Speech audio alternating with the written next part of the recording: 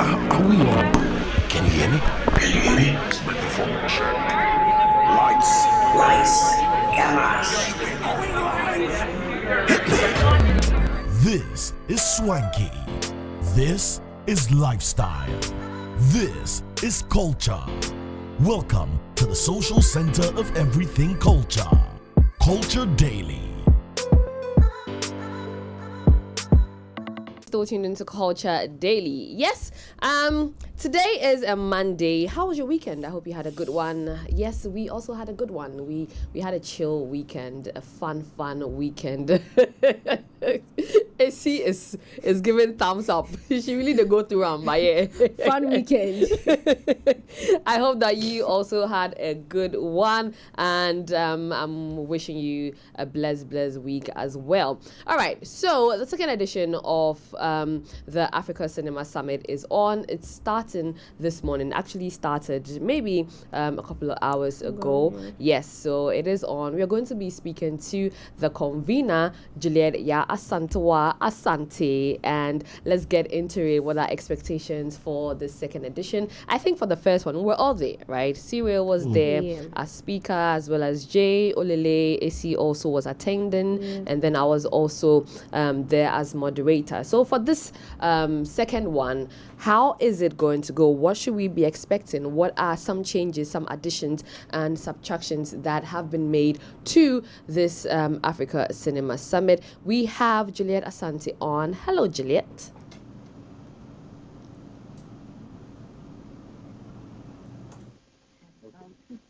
Hi, Juliet. Hi, Juliet. Okay. So just give us a few minutes, guys. We'll be able to get speaking to Juliet really soon. But before then, let's talk about cinema and film and theater and all of that with Cyril and Isilfwa. Okay, Esi is an actress, so she's deep into it. Same as me, but Cyril is a media personality. I mean, he knows a good film when he sees one. So, what's your favorite film, guys? Favorite film? Ghanaian, African, yeah, let's do Ghanaian.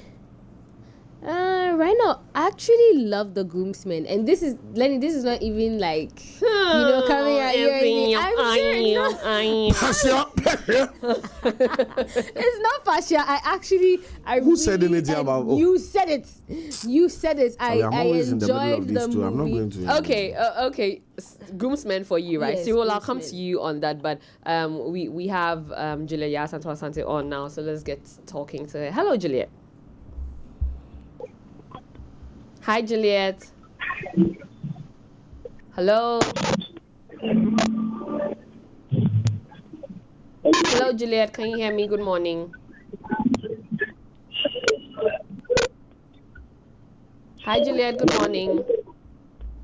Okay, let's just try and sort that out. In the meantime, let's still find out. Cyril, your favorite Ghanaian movie Ghanaian movie. Yeah. Your favorite movie. Let me just... Thank God. How you keep... You are terrible. I don't have a favorite Ghanaian movie. How you keep stressing Cyril on... just destroys movies. Like, he doesn't allow you to enjoy it. He's always... No, I don't think so. Which one is I'm a cinephile? How you keep stressing on Ghanaian movie? Why? Yes, Ghanaian movie. I wanted to know if you were asking me about my favorite Ghanaian movie. Okay, Lenny, let's start with Ghanaian movie before international movie. What's your favorite Ghanaian movie? Onya. Yeah, I mean, yeah. You come and say shadows from the past. No. I like Road to Kokrentumi. I like I said it. Pascal Ake's Gold Coast Lounge. Yeah, that's a good movie. I like that. I like that a lot. Okay. I like Lucky. And these are the few that I've watched. You worked on Lucky. You worked on Lucky, yeah, right? Yeah. Okay. So how about international?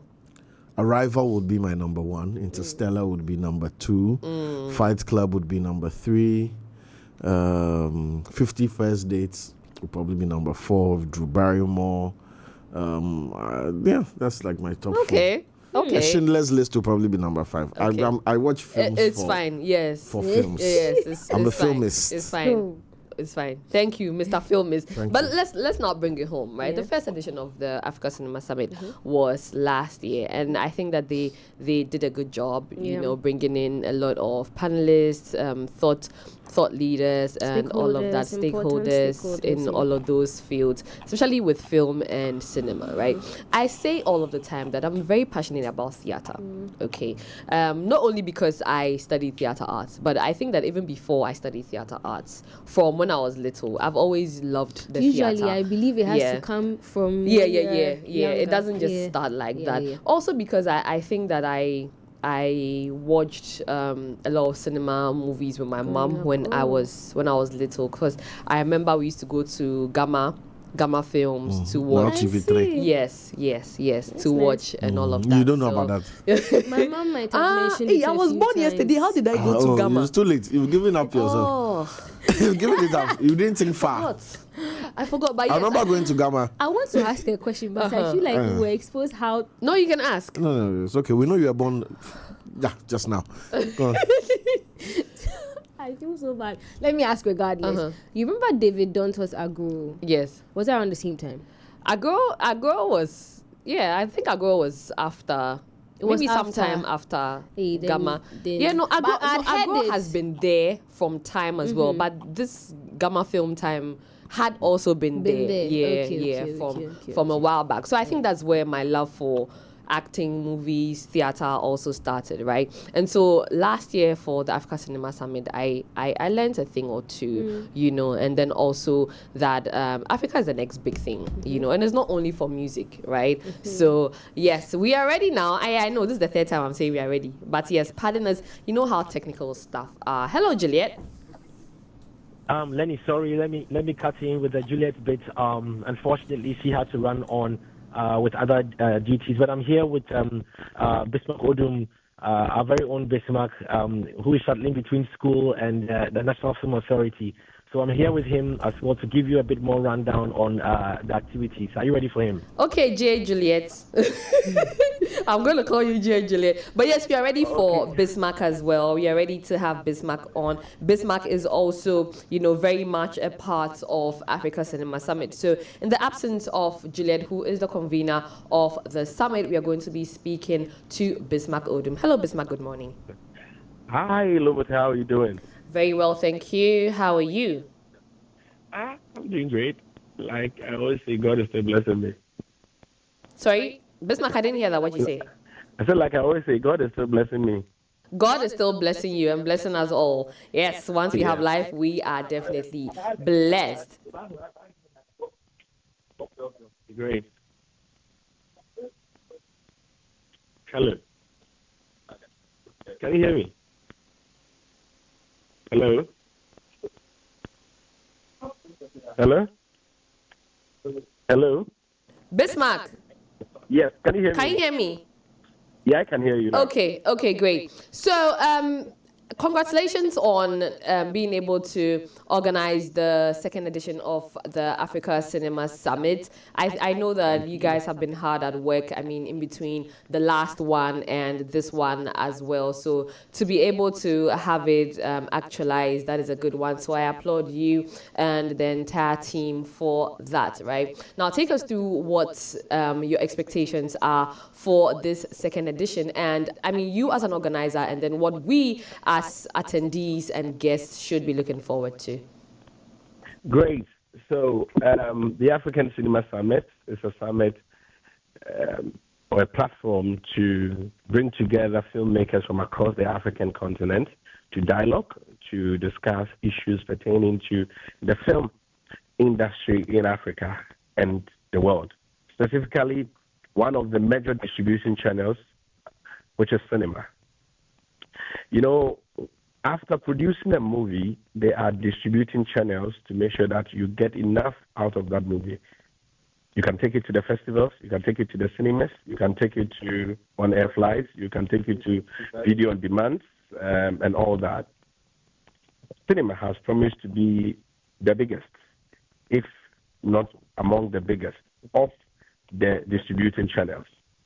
But in our part of the world, we seem not to have seen the potential cinema has. So as an authority, we saw the need to educate people, throw more light on the cinema landscape, and get people to understand the intricacies and the nuances of the cinema industry. So the African Cinema Summit is hoping to make sure that we build a cinema-going culture, we attract investment into the cinema industry, and to also make sure that we promote our movies outside of Ghana and the African continent in general. So this year, we are expecting, as we did last year, we're expecting a lot of film practitioners all across the film ecosystem, from actors to actresses to crew members to investors to exhibitors, everyone who matters in the film industry to be here. We are hoping to receive people from across the various countries in Africa. That's what we are expecting for this year. That's such a long list of people you're expecting. Now, I'm also going to mention that among your special guests is King Takiteko True the second, right, who is the king of the Ga state, right? What was the need to have him as a part of this year's edition? Okay. Customarily, the African Cinema Summit is happening in Accra. And of course, he's the overlord of Accra, if I may put it, or Greater Accra region. That's right. So it is just right that you invite a person of that magnitude. Last year, we brought the Akwamuhene. This year, we felt that he must be here. Also, he has been in the media practice and the industry for a while, so he understands what we really wanted to communicate.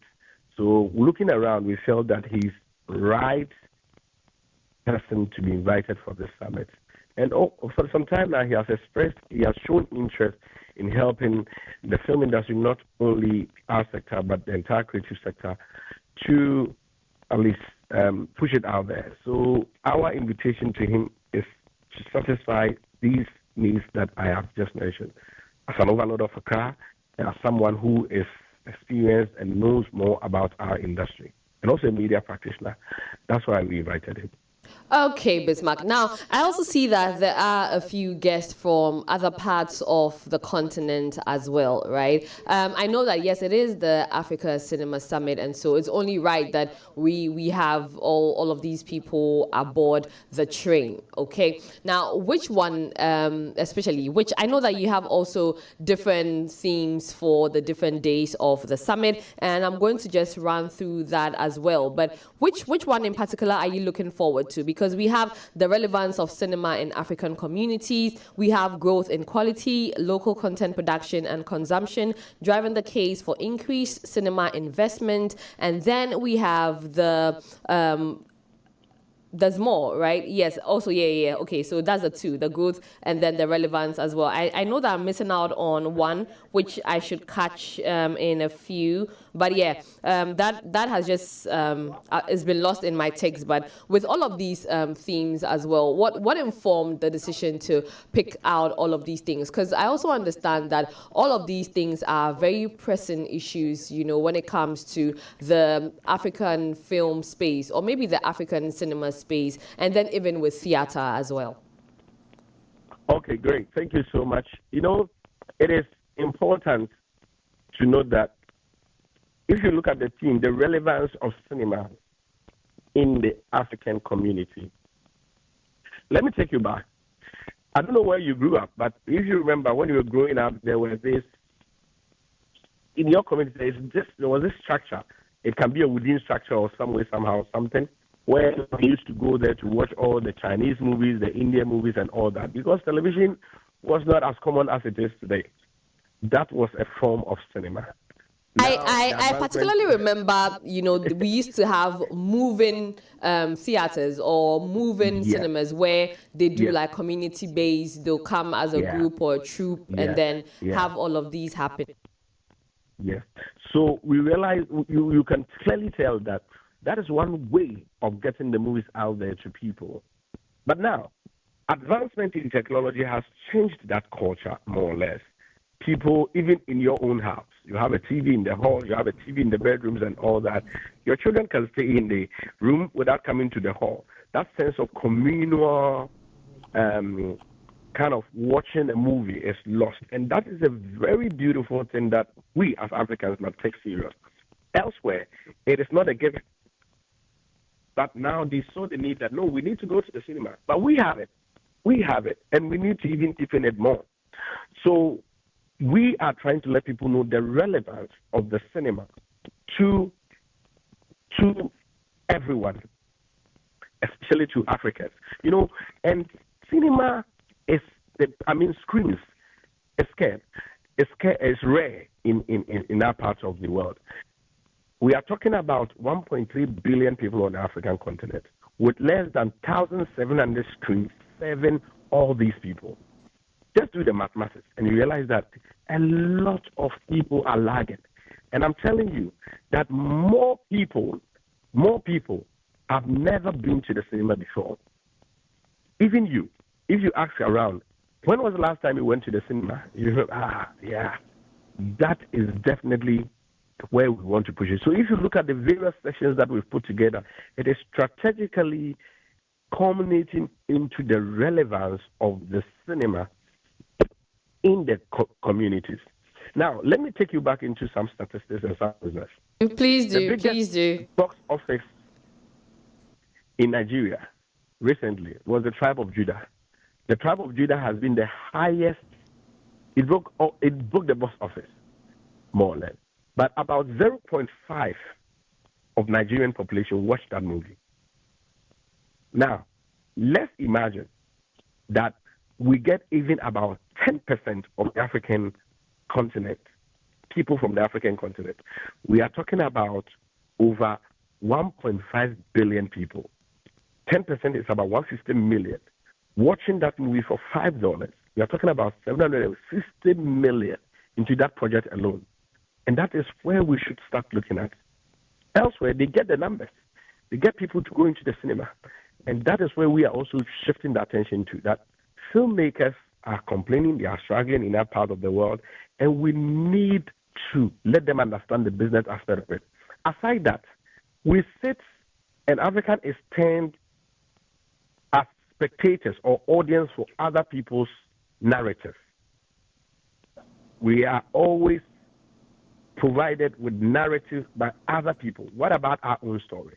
If we start pushing our cinema out there, if we start pushing our movies out there by deepening the cinema-going culture, it is in a way of boosting our story, creating the opportunity of telling our own narrative, and also letting the world be audience for us, and letting them know that this is Africa and this is our story.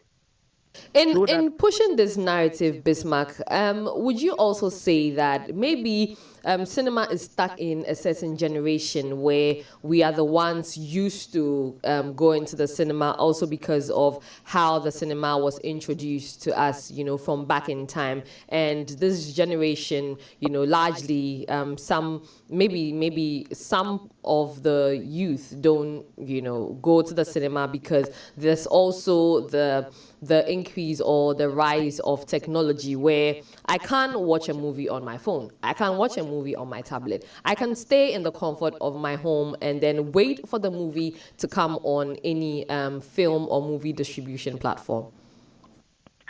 Yes, I agree with you on that, if you advance that argument. But I don't think we are far advanced in technology than Europe and America.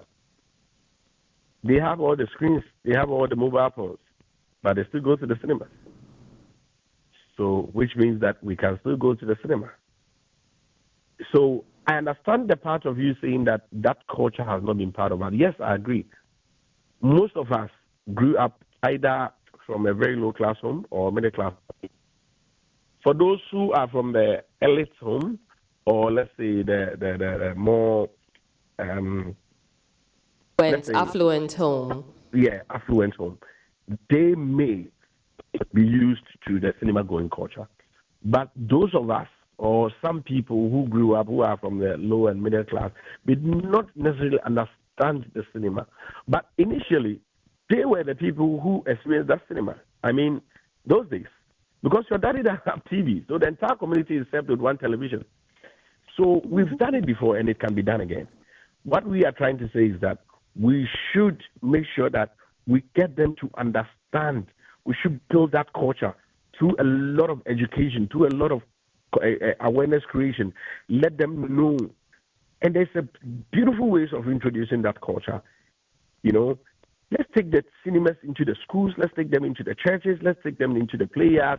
Let's take them to the recreational centers and all that. You don't necessarily need to be in the building to have that feeling of a cinema. Right. I get that. So, you can have cinema at the beach and all that. And by this doing, it becomes a trend that we need to go on a cinema date and then talk. We need to go for a cinema meeting, and all these things will help build that culture I'm talking about. Let me just say that I like your idea of the cinema at the beach. That would be really, really nice. But yes, Bismark, I'm here with Silfa and Cyril as well, who will be popping in questions. So let's hear from Silfa. Hi, Bismark. Hi. Again, congratulations on the commencement of the Africa Cinema Summit. Thank you. Big deal, but I mean, you've been mentioning all the big ideas, great ideas for taking cinemas into schools and all of that. Now, someone might argue and say that the Africa Cinema Summit might be more for stakeholders than consumers, because I mean, you are bringing in people, directors, people who are investing and all of that, to have backdoor conversations as to how to better the industry. So how, or maybe let's say, what's the role of the Africa Cinema Summit in sensitizing the consumers to also get into the conversation and get interested? Okay, so if I heard your question, what's the role of what? The Africa Cinema Summit. In sensitizing the consumers to get interested, because I believe that this particular conversation is heavily on stakeholders than consumers. Okay, no, the whole thing is that, yes, it is not necessarily for stakeholders. I spoke about everyone in the film ecosystem. And when we are talking about ecosystem, we are talking about from the raw material to the final consumer. So it's from the person who developed the ideas into scripting, into crew members, into the person who is also watching it. You understand? So during the registration, we open it up for people who are interested to it's not necessarily, we didn't create a boundary as to who can come for the summit. It was an open invitation. You just needed to register, and then you can be there. So that is it. And also, the industry players, if they get to know it, we'll find a way to educate people. We cannot bring everyone together, but by understanding the issues and knowing it more, you'll be able to send the information across. The two-step flow kind of information, right? So now, I get you get to understand what I'm trying to say. In a way, you have an idea and you know how to promote all these things in your own way. So that is a beautiful way of getting the ordinary people on the street to also know about the importance of cinema in our industry. So it is not necessarily targeting some group of people. I understand that definitely the stakeholders in the film industry will be those who will be more interested in the summit, because that's where they get their food from. However, if they get the ideas, they will be able to get the ordinary person on the street along, for all of us to understand the businesses and the nuances of the film industry. All right. Okay, from the nuances to the actual technicality and the logistics involved. Now, creating good cinema comes with a lot of technical requirements, expertise, and even hardware. Is any part of the summit focused on how to make accessibility a little bit more of a priority and ease? Things like import duties on equipment, knowledge sharing platforms, bringing in expertise. I mean, we've seen some foreign films bring in foreign expertise into Ghana. Do they develop in knowledge sharing and leave an imprint, or is it just in and out, that kind of framework? Okay. If you could speak to that. That is taking the conversation from the room and making it turning it into actionable plans. So whilst you are talking about cinema and talking about investors coming to the cinema, you should create a friendly environment for all of them. And friendly environment is to make sure that you get government to put in place policies that will boost the industry. Recently, if you've really paid attention to us, we have been pushing for the tax incentives. And here we are talking about people who import film equipment should be given a waiver at the port. People who come here to shoot movies should be given some tax incentives. Those of us here who are also trying to promote local content, so for like free music, showing local content like that, we should have a tax incentive for you. So if I tell you that if you are paying 70,000 for tax, and I realize that about 70% of your content is focused on local movies, and I'm saying that, okay, we are going to give you a tax waiver, it will incentivize you to push that thing. So basically, that's also another thing we are taking on another level. And you heard the minister promised, the president has also promised that we have brought it to his table. It's currently at the discussion, and we are looking forward to it being passed. And if it's passed, that will take care for all these things that we are talking about and to create a friendly environment for the film industry. Thank you. I have to leave you. I'm sorry. So I will give it to Jay, and then you take it from there, Lenny. Thank you, Bismark. Thank you so much. Jay? Jay? Hello? Okay, now that was Bismark. Lenny? Bismark is the PRO for the National Film Authority, and then by extension, Africa Cinema Summit. Jay, can you hear me? I can hear you loud and clear, Lenny. That's some insights there. So I'm here with our very own Aubrey as well. SilverBed Group is all over here as well, well branded here. So I'm very sure Aubrey will give you more insights into SilverBed's partnership with the NFA. So please hold on for him. Okay, Jay. Thank you. All right. So I think that, Cyril, with the question you asked, right, the incentives are really, really important, because I also believe that once these things are done, young filmmakers, producers, directors won't have to stress and sweat about how much a camera costs to be able to do something. I won't now go and think that I want to produce a movie and I don't have the equipment, right? Let me tell you something. I think in 2017, 2018, 2019, I came up with a series concept. I was actually executive producing a series, right? But guess what? I got a production house on board, right? And then we started. Shouts to Jennifer as well. She was a producer on that. And then Elikem Edwin as well was a producer on that. So we started, right? And the funny thing is, along the line, the production house changed their general manager, who then didn't understand, what we were doing. We shot a few episodes, I think about 6 episodes, who didn't understand, out of 13, who didn't understand what we were doing. And he wouldn't give us cameramen to go shoot with us. He wouldn't give us anybody, like no crew. So what then? Yeah, so what then do we do? How do I continue filming? And that thing took a lot of my money. And then I had to just let it go. Now, the sadder thing about that was, at the end of the day, he also said that, they don't have a lot of work to be done in the production company, so the crew shouldn't be coming to work often, right? And then now I couldn't find my files. I couldn't find anything else, because these guys were the ones handling it, right? And now the pain of having to have a new GM who says, don't come to work. I don't know what happened to them. I have asked for my files. At least if I can't release the full 13 episode. Where are my files? Yeah, just give me the 6. Let me put out the 6 at least. Let me get somebody else to do the edit for me. But that's like a pain point for me. Sometimes when I sit and I remember, I'm like, I had people on that. I had Kabuki, I had Nene Seno, Joako was part of the writers, Buki was a writer, Maoli was a writer, Governor, he's called Mali as well, he was the director. I'm like, my money is gone. But yeah, that's what happens when some people don't see the vision of what young people want to do. So I'm really particular about the incentives, at least, or maybe tax waivers as well. We can bring some money in. But we have Aubrey on the line, who also works he's a marketing manager at SilverBeds Cinemas. Aubrey has also been front and center when it comes to pushing the cinema conversation. So let's get talking to him about the partnership with Africa Cinema Summit. Hello, Aubrey. Good morning. Thanks for joining. Hi, Lenny. Good morning. I hope you're doing well. I'm doing fantastic.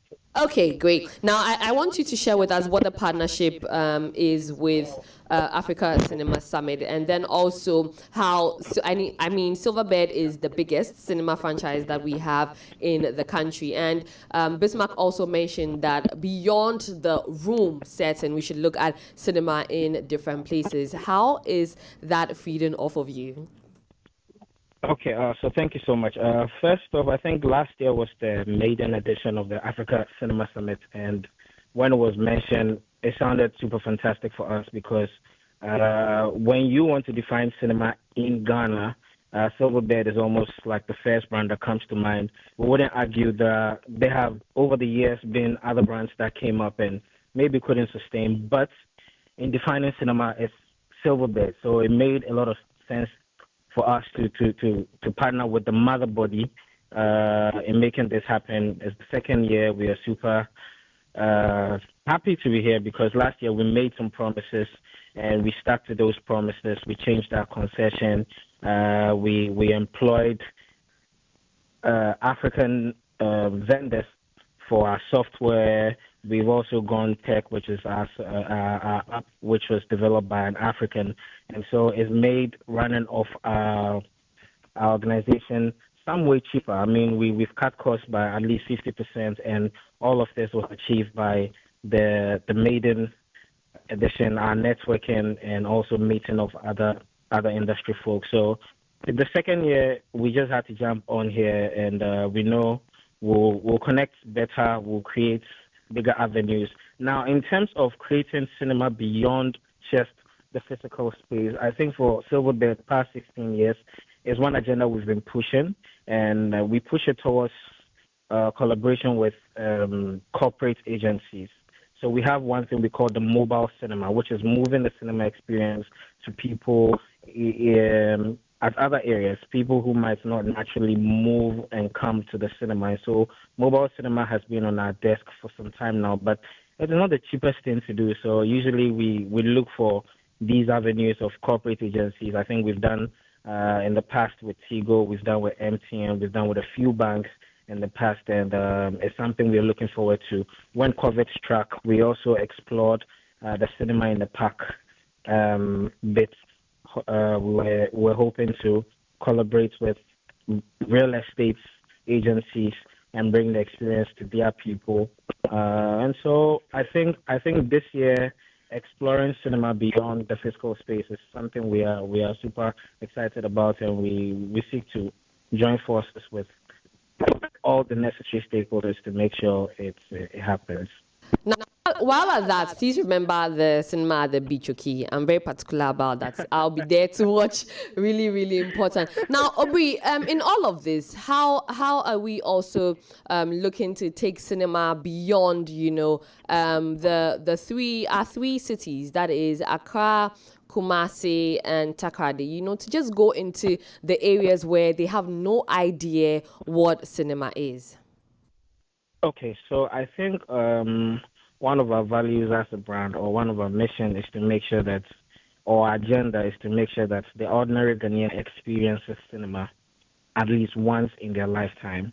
And like I said in the past, it was easy for us to jump on the wagon with these corporate agencies. I mean, for now, it's the murky state of the sponsorship market that doesn't make it happen. But we are still exploring, and definitely we'll take, because for now I know there are a few cinemas sprouting up other parts of the country, which gives us a bit of excitement because now we have a healthy cinema ecosystem. We have variety so people can choose from. But for Silverbed as a brand, our agenda is to make sure that we can take our cinema experience to Tamale, we can take it to Takoradi. I think we've done Takoradi, we've done Kumasi in the past.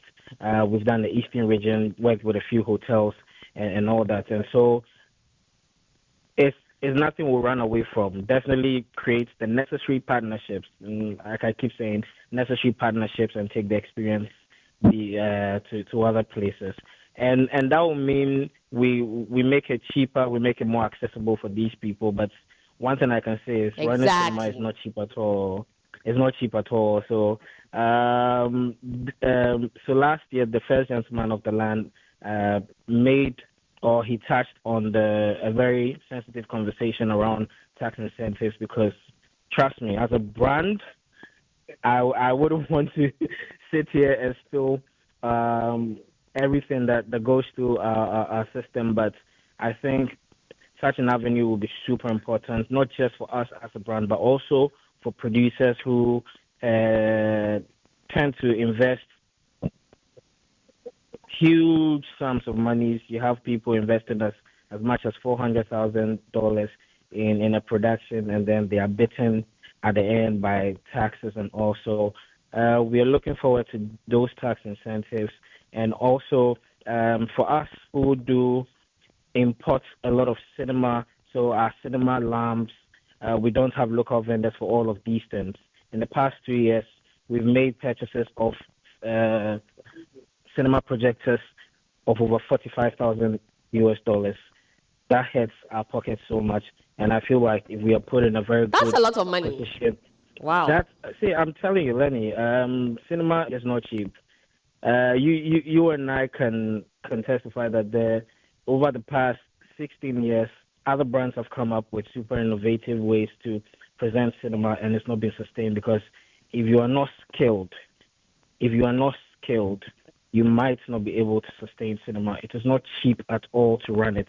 And so I feel like we need every single support that we can get, and those support can come in those little places of taking off a few of our burdens and making it easier and cheaper for us to take it to the local communities. And I mean, just giving people a one-time experience, something they will forever talk about, because now cinema is not about the movies, it's about the experience, it's about what they talk about after the lights go dark. So like I said, this year we are hoping to connect more and maybe sell these ideas to the National Film Authority to see how the agenda can be carried out. Okay, Nana Kwame Obui Tate, thank you so much. Thank you so much. And you, best of Lenny. luck this week on the Africa Cinema Summit, and also extend our very best to the team as well. All right, thank you. Thank you. Okay, guys. That was Nana Kwame from SilverBeds Cinemas. He's the marketing manager at SilverBed. We earlier also spoke to the PR for the National Film Authority and the Africa Cinema Summit, Bismark Odum Saki. Guys, I think that the tax incentives is a really big conversation. The biggest point. Yeah, that should be had, because these figures... It's They a are lot. huge. And you know, when someone has a big idea, and crazy ideas are expensive, we know that over here at Film Music. And so if someone is willing to invest, maybe like Aubrey mentioned, the $400,000 in a project, and they'll get here and they need to bring in Other equipment or maybe some specialists to come do something, and that amount of money, tax is taking a big chunk of it, they will be unable to finish it, which means it will end up affecting the production and it will not come out of Ghana. There are lots of, you see the story we're telling, there are lots of productions like that. Some people start and they can't finish because there are no incentives, and the tax, beg your pardon, is draining people. But if this is passed, I feel like it will be great for the Ghanaian movie creative, scene, so. right? Yeah. See, Definitely. I mean, I concur with the tax. It's the biggest thing. Look, equipment is, when I say equipment, I'm talking about the hardware, the logistics, the things you need to import to actually meet the level of cinema that is viable to an audience. We don't have that locally. We have some equipment, we have some expertise, but majority of what is needed to get us on that level needs to come from outside. And if you're going to be punished at the ports for that, then what's the point of making the movie? and we have the talent too. You see, that's the funny thing. Like, we have the talent in the country. All we need is the support, and that will be financial support from corporate investments. Like, open your doors to creatives. This thing is such a big deal for me, where creatives have ideas but are unable to execute because my money is not enough to push. And for those who have the money enough to push as well, there's a roadblock some way, somehow, some way, at some point, So I just think that the support is also really, really important, because guess what? Should all of these films go out, it's a win. It's a win for the creatives and a win for Ghana as well. Because what's the point having all of these creatives who don't even have the jobs coming in as often? And sometimes for the international talent and companies that will come in to shoot, they will also want to bring their people in, right? Because I think that by extension, we may not have done enough for them to see, to believe that Ghana has this pool of talent that they can take from. So yeah, I think that the support is really, really important, and we are waiting for the tax incentives. We are waiting. That is really important. And I also We'll all think go like, back to acting. We'll all go back. Hey, Cyril! Cyril, you the act? Oh yeah. I've been acting same this how many years? Oh. That's funny. Now, I also believe that this is one of the main reasons why people move out. You realize that we have an Erica Brefa who's doing amazing outside. Who said he couldn't have done that here? Yeah. That's how we have Andy. He was here as well, doing Andy foreign, Majite. doing, see, there's Andy Majite as a cool person and Andy Bunting. Oh, yeah. As an actor. And Gary and exactly. All our creatives will keep going outside. And when they get there, you see that people, when they find something good, they will not let it go. And they will not allow them to come back to Ghana to come and work. It's really hard to get some of these people lazy. And then we start clamoring and saying, they are Ghanaian. They are Ghanaian. Don't do that. Don't do that. Yes, now it's been a cinema conversation this morning on The Big Conversation. And we are glad that you joined us. It's 10:04. We are 4 minutes late. But yes, do have a great week and have a great day as well. It's been Lenny Lomote, Cyril, and Silfa Boris Hemans. Bye-bye. Bye.